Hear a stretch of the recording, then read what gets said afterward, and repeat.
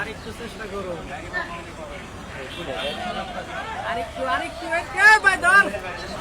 করবো মরেটা করবো রে, করবো বারবার নিষেধ করছি তাকে তুলেন না তারপর উঠাইলে।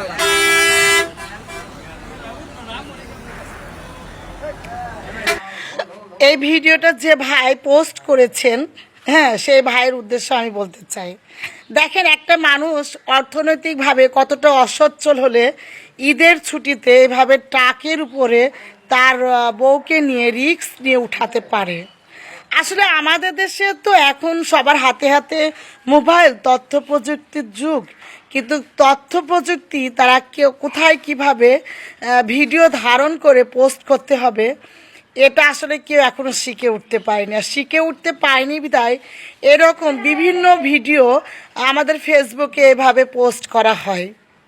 কারণ আসলে আমরা আসলে মানুষের, অন্যান্য মানুষের অভাব অনটন, দুঃখ দুর্দশা দেখে আমরা আসলে মজা নিই, এবং আমরা ভিউ ব্যবসায় এতটাই নেমে পড়েছি যে আমাদের ভিতরে সামাজিক মূল্যবোধটা হারিয়ে গেছে।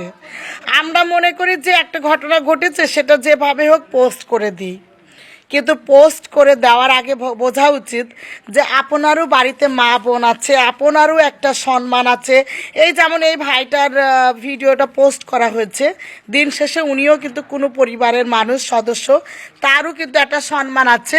আর আমরা যারা ঢাকাতে চাকরি করি, দিন শেষে জানেনই তো আমাদের অনেক অভাব অনটন, অনেক দৈনন্দিন কষ্ট নিয়ে আমরা হাসি মুখে এই ঢাকা শহরে বিভিন্ন কর্মের সাথে যুক্ত থাকি।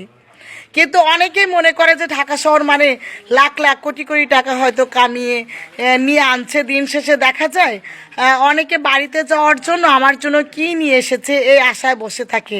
আর যারা এই আশায় বসে থাকে, বিভিন্ন রাগ অভিমান করে, তাদের জন্য আসলে এই ভিডিওটা খুবই গুরুত্বপূর্ণ একটা ভিডিও। যে দেখেন, আপনাদের জন্য শুধুমাত্র বাড়িতে যাওয়ার জন্য 2 টাকা সঞ্চয় করার জন্য, 2 টাকা সেভ করার জন্য কত কষ্ট করে একজন মহিলা একটা ট্রাকের উপর উঠে মানে এইভাবে জীবনের রিস্ক নিয়ে বাড়িতে যাচ্ছে প্রিয় মানুষদের সাথে ঈদ করার জন্য।